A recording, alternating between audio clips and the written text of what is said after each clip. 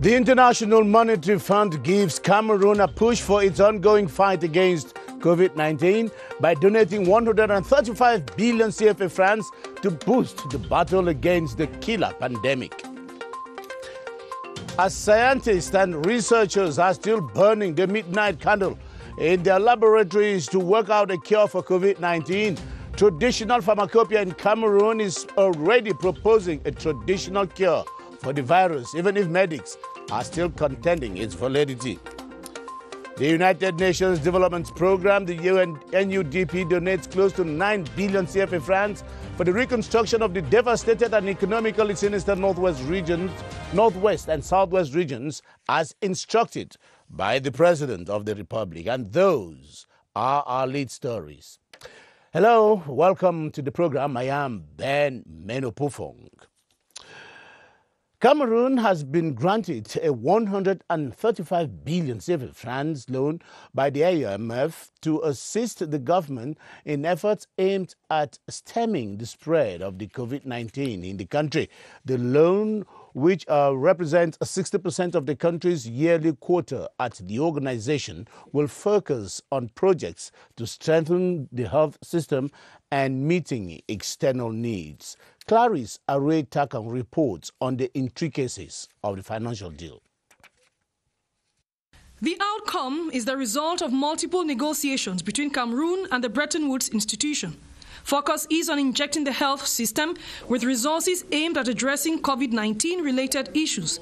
We need money because we have some supply we have to make. We have to, and we are losing a lot of money with the crisis, you know that, because even the prices of the oil have dropped. And that means that we are going to face a lot of difficulties in the future.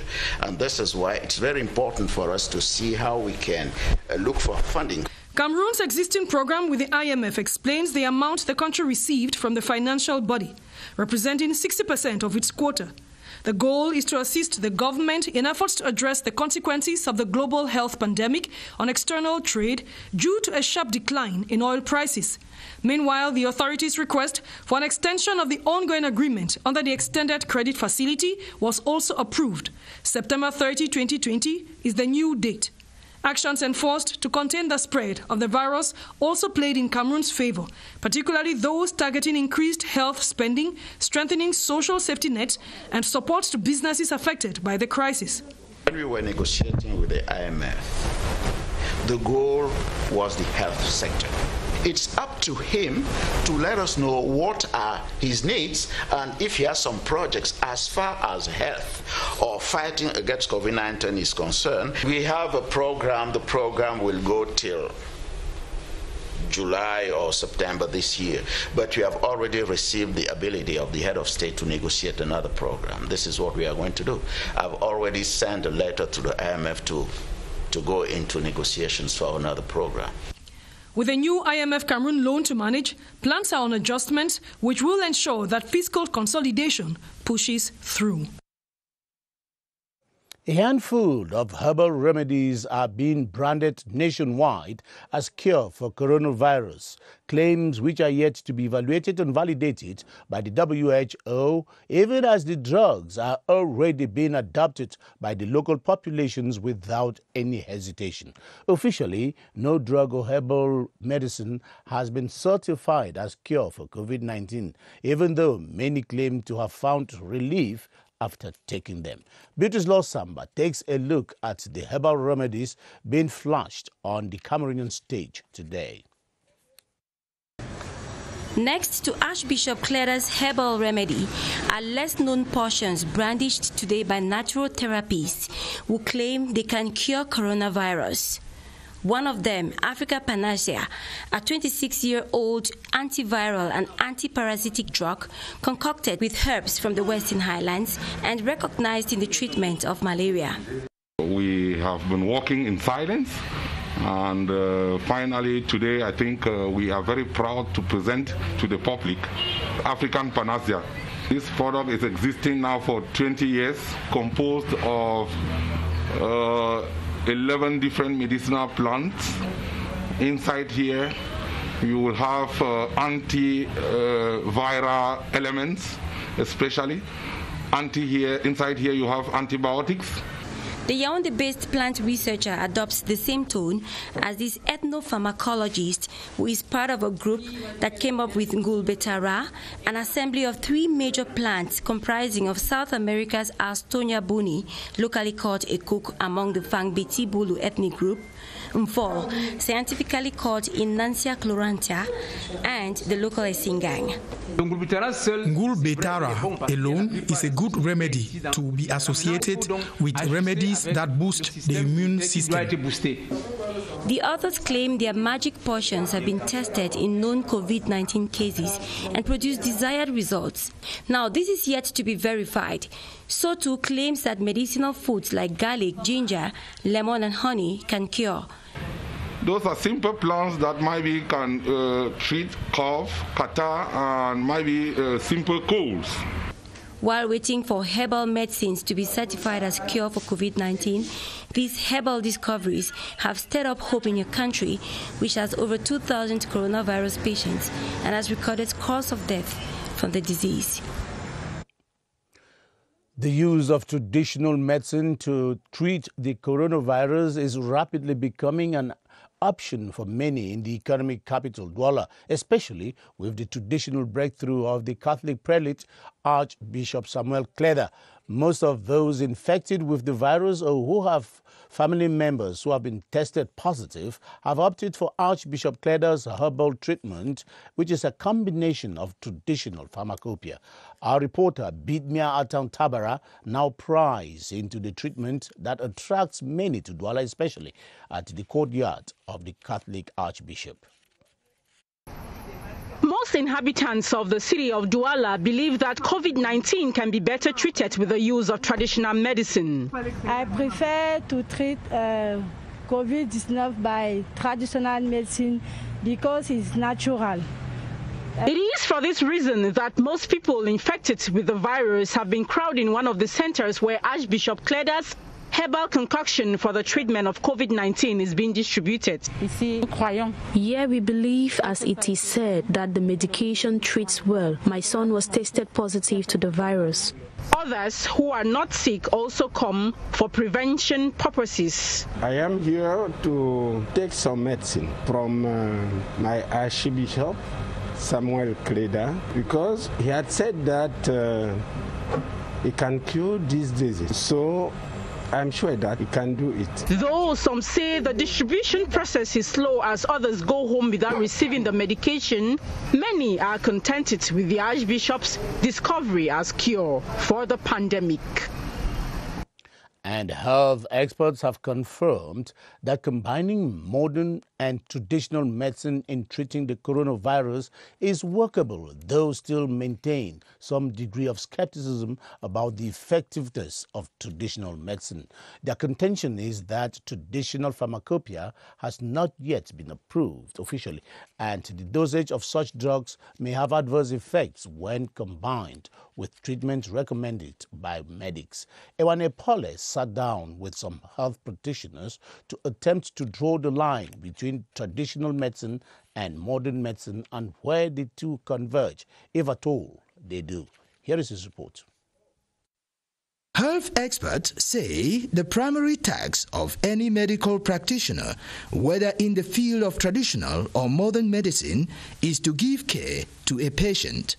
The two, they underline, need to work in synergy. If a patient is taking modern drugs and traditional drugs, there is no problem at all.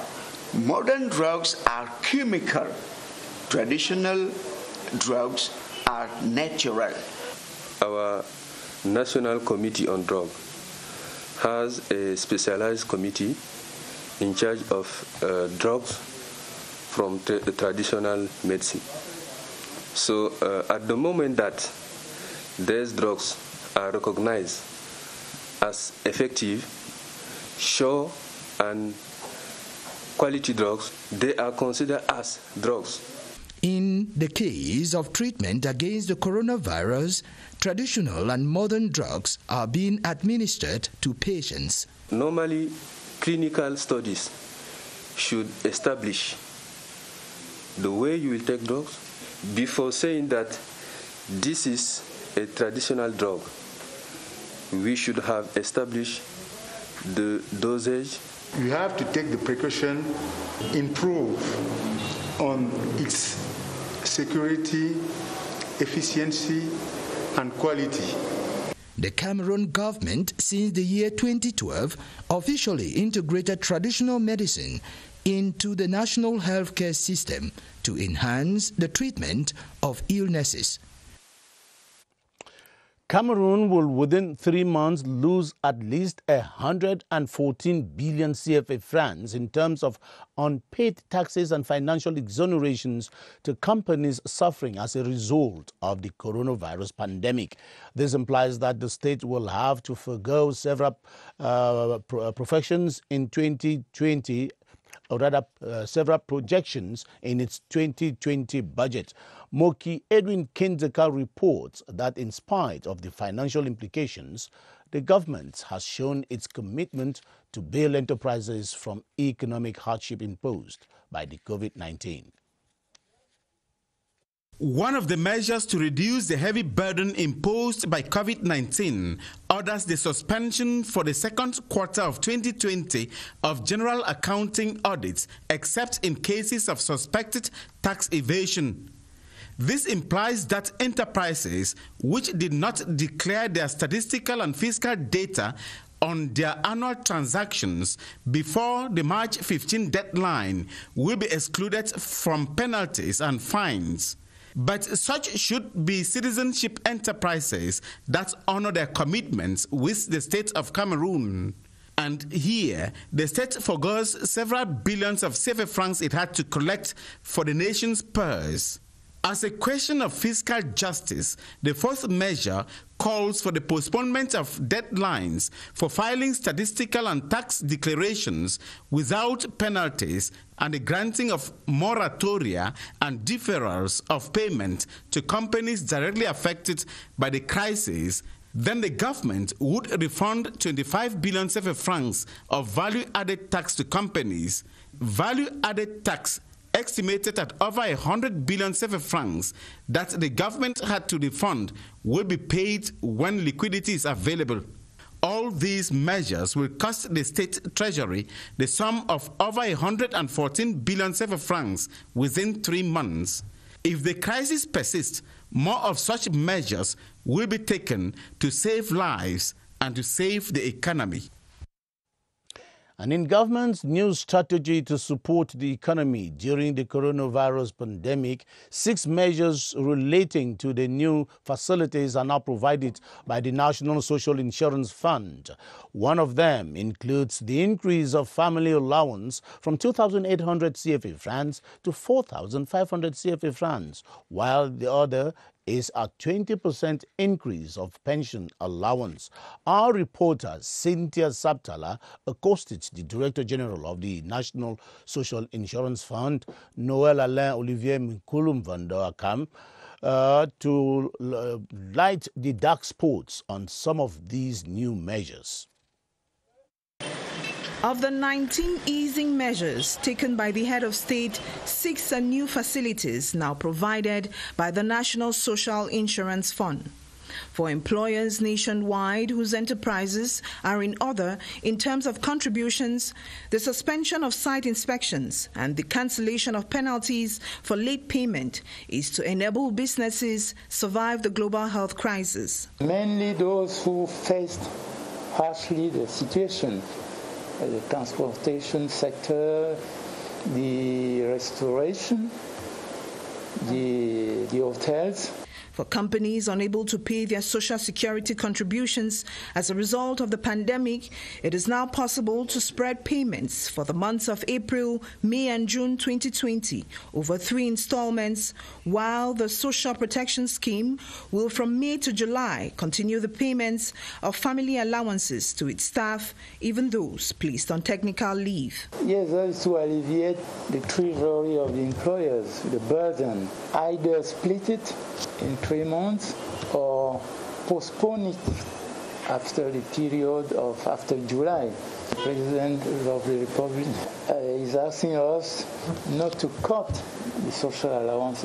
But the major outcome of these support measures is the 5 billion CFA francs increase of family allowances, which moved from 2,800 to 4,500 CFA francs, and the 20% increase worth 12 billion CFA francs of old pensions not reevaluated after 2016. The most important pension we were paying in 2016 was 160,000 per month. Those who were already benefiting their pension didn't benefit from the reform. The new family allowance and pension changes is, according to officials, government's permanent assistance to Cameroonian households during and after the pandemic. Local enterprises that produce hand sanitizers, washing soap tap-adapted containers and their cohorts are witnessing a boom in their business, especially following the outbreak of the COVID-19 pandemic. In Yaoundé, the vendors of these products now openly confess that business has never been so promising as they are enjoying it these days. Gerard Nanje measured their smiles. In this pharmacy at the Acacia neighborhood in Yaoundé, like elsewhere in the capital city, there exists a special shelf for locally manufactured hydroalcoholic gel. This hydroalcoholic business is one of the businesses that records high sales now. Clients have put aside cosmetic products to hydroalcoholic gel to fight against COVID-19. We are left with no choice than to respect the demands of the customers. There is also a mad rush for other hygiene products like soap. Due to the outbreak of COVID-19, the number of customers for soap has increased considerably. I came to buy soap because it's what is needed most now for hand washing as a preventive measure against COVID-19. Elsewhere, local technicians have turned to adapting containers fitted with taps to ease the conditions of running water. The bucket with adapted taps business is doing well. We can have 30 and above customers daily. Prices vary from 3,500 to 10,000 depending on the client's choice. In order to meet the high demand of such COVID-19 preventive kits, manufacturers are spending sleepless nights producing in commercial quantities in order to make maximum profit. Let's now go over to the Public Health Emergency Operations Center to meet our reporter Gilbert Ongene, who has the latest updates on the situation of the COVID pandemic in the country today. Hello, Gilbert. We hear that there's some good news coming out there, that there are some 66 new recovery cases in the country today. Do you confirm that?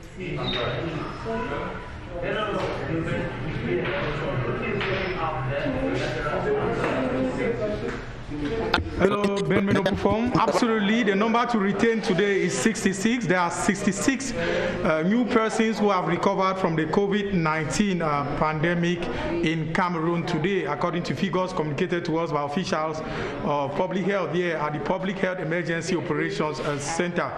And of course, they have seized this opportunity to pay homage and tribute to medical doctors and other health personnel like nurses and midwives who are sparing no effort and time to make sure that they save lives, at times at the expense of their own lives.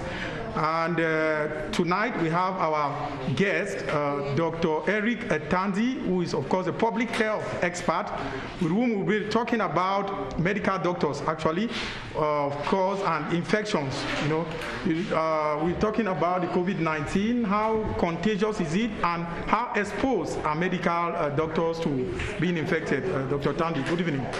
Yeah, good evening, Gilbert. Thank you very much for your question regarding how contagious this pandemic or this virus is. You know, all health personnel, not only medical doctors, all health personnel, especially those who are working at the treatment centers, are exposed. And to remind you, the virus is very contagious, especially when protective measures are not taken. So all health personnel that are involved in this activity are all exposed to this danger. Now, so far, is there any patient-to-doctor infection or contamination? Definitely, being at the war front is but obvious that you can receive a bullet at any time. So, without giving details on statistics regarding this, but with record cases in which we've had health personnel that have been infected, but it's but normal. But safety measures is what we focus on to see that everybody is secured once giving treatment or assistance to these patients that come to the various health facilities. If you can discern from what you just said, it means that health personnel get contaminated. When this happens, are there some special measures that are taken to treat them different from the normal patients or ordinary patients, or are they isolated? Let me first of all make it clear here that from the beginning of the epidemic, you know, there are some individuals who are asymptomatic, and again, during consultation, you don't know who is infected or not, and those who come for treatment or for consultation without signs and symptoms, you might be tempted to consult them without putting on a face mask from the beginning, and that is what has exposed most of these health workers. However, treatment is for everybody. There is no need or there is no room to say we'll give preferential treatment to health workers. The protocol is the same, except you have extra health conditions, because some people come with certain complications. The same protocol and the same procedure is being used. Okay, recently we noticed a situation whereby a medical doctor was assaulted in Douala by family members of a person who died of the coronavirus. Are there no special measures to protect medical doctors from such incidents? I will first of all say here that the population is being sensitized to understand that we are out, or the medical professionals are out to help them. Nobody is willing to allow an individual die. Beside that, you know, there are always people who go extra miles, but security has well been intensified in these health facilities in order to guarantee care or safety, not only for health workers, but equally for patients that visit the health facility. Thank you very much indeed, Dr. Eric Tanzi, a public health expert and our permanent consultant here at the Public Health Emergency Operations Center. Ben, what we must retain today from the Public Health Emergency Operations Center is that rumors kill more than the pandemic. That's rumors, according to Dr. Etundi Mbala Alain George in a press briefing which he delivered a while ago.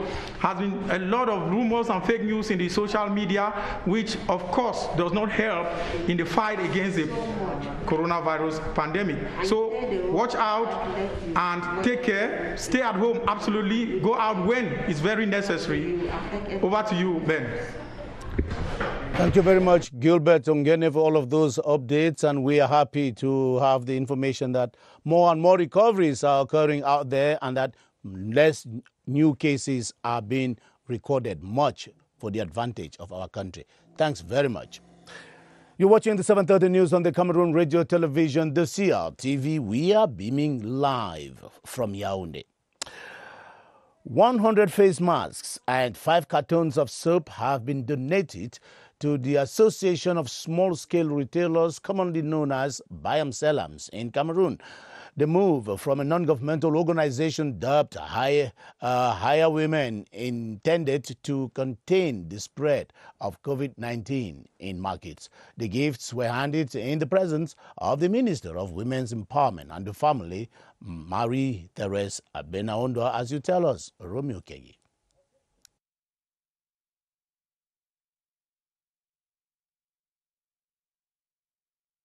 if care is not taken. Mindful of the devastating effects, the non-governmental organization dubbed Higher Women believes it's time to make hay while the sun shines. So people are going to the markets and buying from these Balam Salam women. So we thought we have to help. There are sisters, there are mothers, there are friends. 1,000 face masks and 5 cartons of soap. Indeed, a laudable initiative from the Ministry of Women's Empowerment and the Family. These gifts are extremely important. You know that those women who sell in markets, they are our mothers, our sisters, and they are exposed. Extremely difficult for them to respect the measures that the Prime Minister, head of government, and we should do our best to support them so that they can stay COVID-19 free. The national president of Bayam Selams, Mbala Bilua, saluted the goodwill gesture while assuring donors a meticulous use of the items. 1,000 face masks for women in the markets in Yaoundé. That sounds too many, but if you consider the number of women in all the markets in Yaoundé, we still have a long way to go. 6 centers in charge of elderly persons in Yaoundé have received some sanitary kits from the United Nations Population Fund, the UNFPA, to help keep the interns safe from the coronavirus. The symbolic gesture was handed over to the Minister of Social Affairs, Pauleni Rengene, by the representative of the UNFPA in Cameroon. Victor Siga tells us more. The United Nations Population Fund's donation is timely and tailored in protecting the elderly persons against the coronavirus. As we know, this group of people is very vulnerable. It's in this framework that we are supporting the Minister of Social Affairs, the people who are working for this group of people. 6 centers in total are the beneficiaries of this first phase of the gesture. Receiving the gift, the Social Affairs Minister and the beneficiaries lauded the initiative. We appreciate this cooperation. As we said, this age bracket is very vulnerable among the socially vulnerable person. So it's an excellent initiative for the United Nations Population Fund to give this material. On behalf of the people that we are taking care of, I am very, very happy. The donor plans to extend their largesse to other localities within the country. In a similar gesture, the populations of the Open Camp Division in the West Region have received some food supplies and anti-COVID-19 kits from an elite of the area. The package is intended to enhance the ongoing fight against the killer virus, as Kevin Nembo now reports from CRTV West. 2 illustrious sons of the MIFID division, Honorable Samuel Wimby and Jean-Claude Mambu, have died of the COVID-19 pandemic as the division continues to mourn the fallen members of the elite whose remains they will never see. The vital forces and elite have donated hygiene and sanitation kits to better fight the spread of the virus to the SDU Shaibu. The initiative is the brainchild of the Deputy Secretary General at the Prime Minister's Office, Professor Pascangie Kante. Some 400 cartons of soap, fabric for the production of some 10,000 face masks, 220 liters of bleach plus buckets constituted the package. The representative of the elite, Fuedogo, has said it was to join efforts taken by the head of state Paul Biya and First Lady Mrs. Chantal Biya to fight the coronavirus in the division. The SDO Shaibu distributed a gift to the 3 subdivisions and hailed Professor Pascangie Kante for the initiative.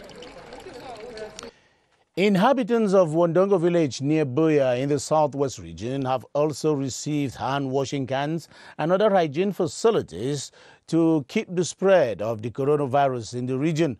The gesture came from an elite of the area, Dorothy Njoma, who encouraged the people to continue practicing the barrier measures. Tanjong Lewis Agbo reports from CRTV Southwest.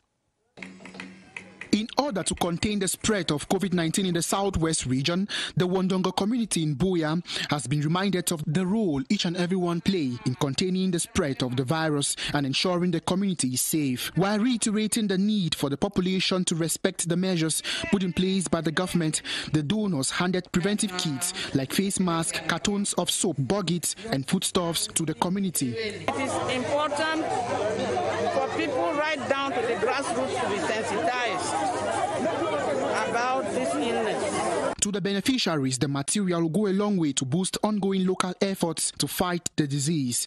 For the time being, we are lack of this material.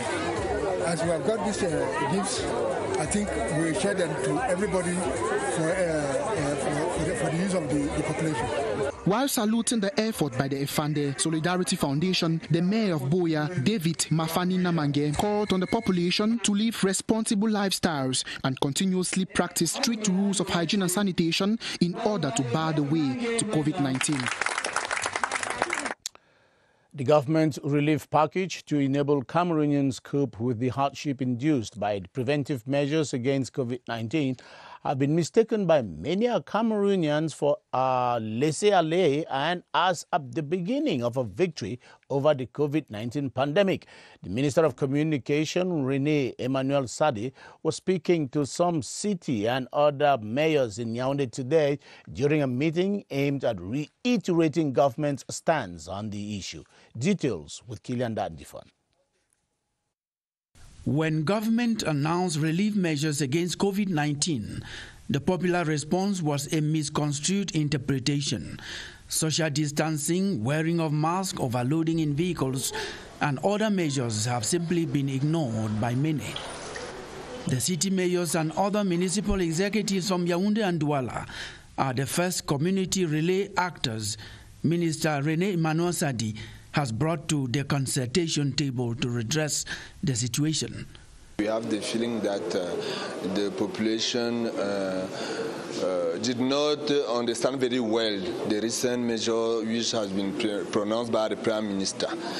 Now we see that nobody wants more to wear his mask, nobody wants more to wear his hands, nobody wants to observe the distanciation measure. So it is important to sensitize the population that they should not stop observing those methods.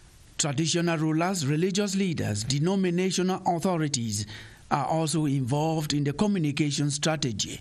As a matter of priority, you as community leaders have to ensure that the relief measures should not in any case be considered as a voluntary relaxation or a kind of victory declared over the pandemic. It is rather a reinforcement of a national prevention strategy and response plan.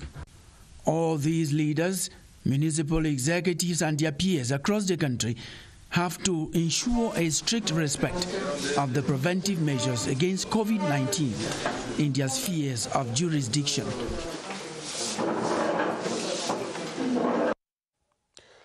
The Cameroon government and the United Nations Development Programme have signed a financial and document accord close to 9 billion CFA francs for the reconstruction and development of the devastated and economically sinister northwest and southwest regions of Cameroon.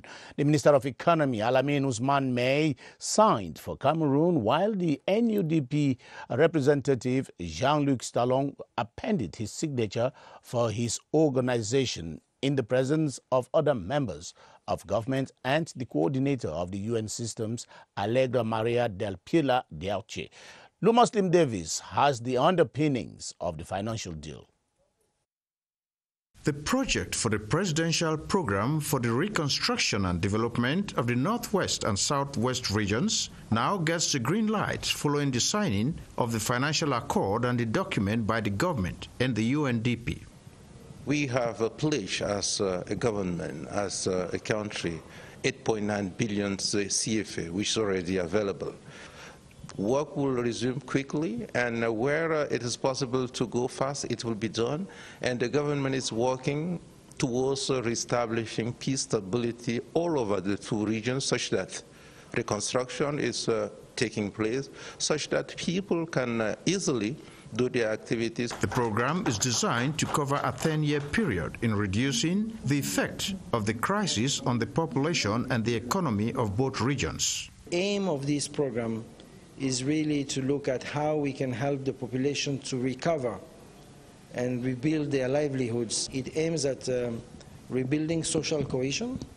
Second, in rebuilding the local economy that has been damaged by the crisis. And three, to rebuild the infrastructures to facilitate access of the affected population to basic services, education, health, water. An aspect to specifically reinforce the institutional capacity of transparency and responsibility is integrated in the program. Public enterprises and establishments henceforth know under which category they belong to following a classification made public by an arrêté of the Ministry of Finance. This is as a result of efforts made by the government to enable public and private enterprises play a bigger role in financing the economy by focusing on performance, results and revenue generation.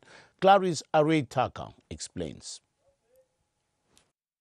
The classification follows the June and July 2019 decrees which define the modalities applicable to the status of public enterprises and establishments, as well as the remuneration and benefits of the senior executive. The ambition of the state is to get public enterprises play a bigger role in financing the economy, but above all, paving the way for transparency in management, which will see senior executives paid according to their performance. For public enterprises of the first category, with an average turnover of more than 100 billion CFA francs in the past 3 fiscal years, the salary of the Director General will be calculated at 0.006% of the lower range of the category. Meanwhile, for those of the second category, an average turnover of more than 50 billion CFA francs will put the basic salary set at 0.008% of the lower range of the category. The same rules will apply to public enterprises of the third, fourth, and fifth categories. The lower limit is the basis on which wages of the Director General will be fixed. For their part, the wages of the Directors General of public establishments will be fixed based on the budget. According to officials of the Ministry of Finance, reforms targeting public enterprises and establishments uncovered a number of disparities between the performance of entities and the financial dues of senior executives. The hope is that, for all structures, there will be a level playing field which will enhance competitiveness. The classification will be reviewed every 3 years. The 7:30 news on the CRTV. That's the way it was this Tuesday night. Thanks for watching.